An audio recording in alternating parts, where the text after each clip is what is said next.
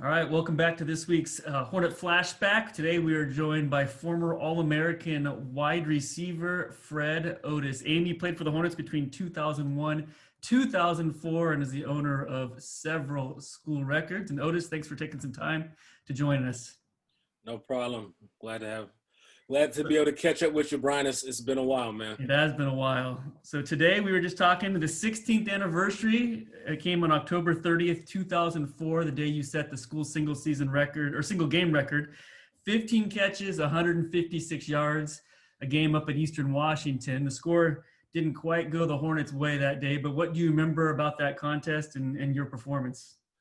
I remember it being extremely cold and windy. So windy that I didn't think that I was going to have any catches unless they're like on screens or something. I said, it's going to be a rough day. Let me get prepared to do a lot of run blocking. But I still don't know how I got that many catches, but it was an awesome day. Going against some pretty good competition and true fun and some of those other guys. Yeah, that Eastern team was loaded. I remember the win, too, from being up there. And to catch 15 passes is pretty incredible in those conditions. You finished your career 4,049 yards, 27 touchdowns at Sacramento State. And what's really amazing when you look at it, not only do you have 1,000 more yards really than any other player in school history, but how consistent you were throughout your career. You never had less than 885 yards in a season. Your sophomore and junior year, you somehow put up the exact same yardage total, which is darn near impossible to do. And then your senior year, you go off. But to me, I remember you and led basically that season of 2000 where you guys were the red shirts and you were going against a pretty darn good defensive unit out there, and you guys abused them routinely in practice. At what point, was there a moment when you realized that you could be a really good college football player? It was there's a specific day going against Elton Gabriel, who was, one of the best in the Big Sky. He was a dog. He used to just talk so much trash, but I never talked when I played. And there was one specific day where me and Led were just clicking, and I caught a deep ball on him in a team setting, and he got so mad, like he pushed me, and I turned around, I just smiled and went back to the huddle, and that kind of was the moment where I was like, if this guy is one of the best in the conference, I think I might be all right. Yeah, and it never really slowed down from there. You said all-time leader in career receiving yards. You are all-time leader in receptions, second in touchdowns.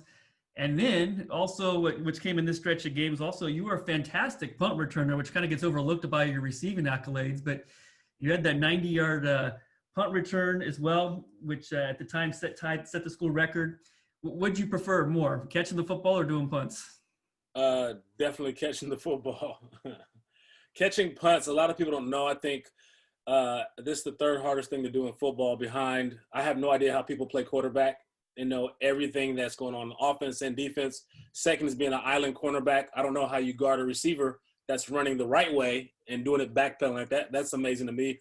But just catching punts is extremely hard to do, especially at the professional level, because they can make the ball do so much, and there's so much pressure just to catch the ball alone. But I think what benefited me was playing baseball my entire life, playing center field. So I'm used to being back deep and observing, a small object coming my way. Yeah, you talk about trying to do it at the professional level. You get your chance with the 49ers. You hadn't touched a football at any point in a live NFL game till that punt comes to you. You end up taking it to the house against the Rams on September 11th. Just walk through that process of what the nerves were like going to the field and how that play happened. It's easily the most nervous I've ever been in a game, especially if you look on the context of it was me not even supposed to suit up for that game. 2 days before the game, the coach asked me to start, and I was the number 3 punt returner at that time. So it's the first game on TV. It's on ESPN. It's sold out, 64,000 in legendary Candlestick Stadium. So the Rams get the ball first, and they go 3 and out, and they're shouting, "Punt return up." And I'm just like, oh, my goodness. And I'm just thinking, my only thought, Lily Brian, was just catch this ball. Just catch the ball. And I forgot all my reads. I forgot that I could fair catch it. I ended up catching it, didn't know that there was a guy who was like literally 3 yards away from me when I caught it, who had been running 40 yards full speed. Jab step, make him miss. I really don't remember any of the other moves I made. I just remember running for about 20, 30 yards and seeing the punter quickly approaching and thinking, you cannot let him tackle you or they're gonna talk about you bad. You can't let the punter tackle you. I made him miss, and there was literally 50 yards left of green grass, nobody else in front of me. And it wasn't until I got to about the 20-yard line that I realized that I was about to score a touchdown. Wow.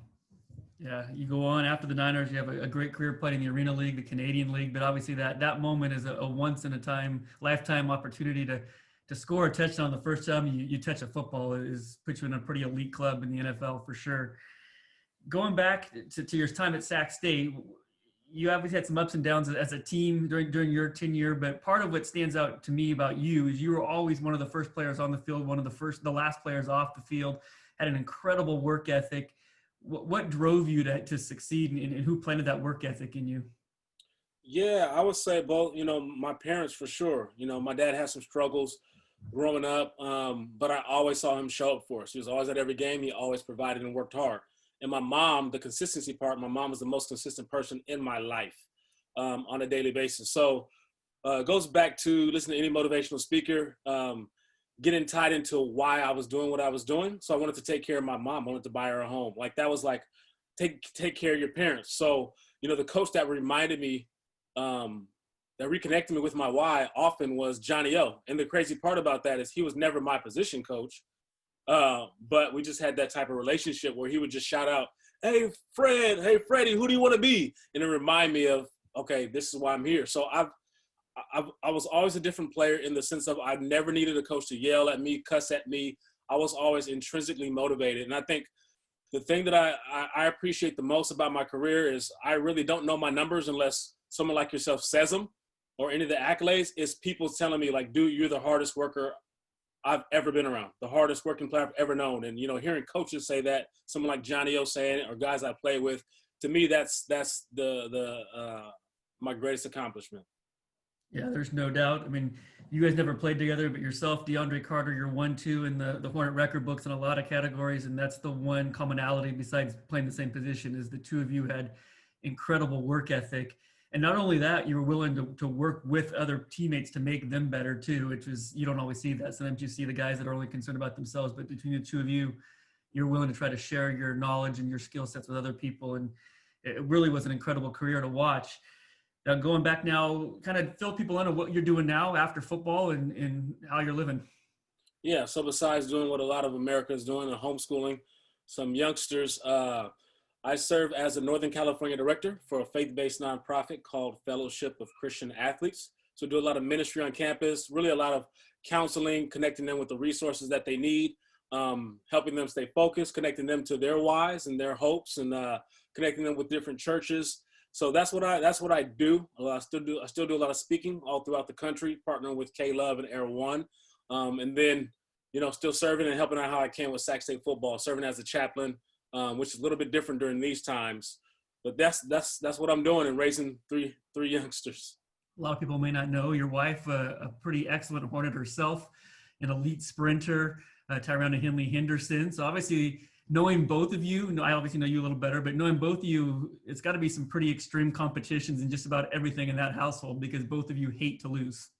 Oh, definitely. It doesn't matter what we do. It's so bad that, like golf, my wife refused to play it because it's just too hard, right? So some stuff she won't even play. But if you look at the kids right now, our mailbox is like 5 houses down. So every day we're all racing to the mailbox. So if the kids could pick up her sprinter speed in your hands, that could be a pretty lethal weapon for sure. Yeah, and my 8-year-old, I mean, I already know she can get her college paid for if she decides to run track. I mean, if I run, I have to really run to keep her from catching me. Crazy. Well, Fred, Otis, I appreciate your time. Obviously, you're one of the royalties of Hornet football. I'm glad to see you're doing well, and thanks for flashing back a few years ago and reliving your career. Yes, sir. Appreciate it, Brian, man. You have a good weekend. All right.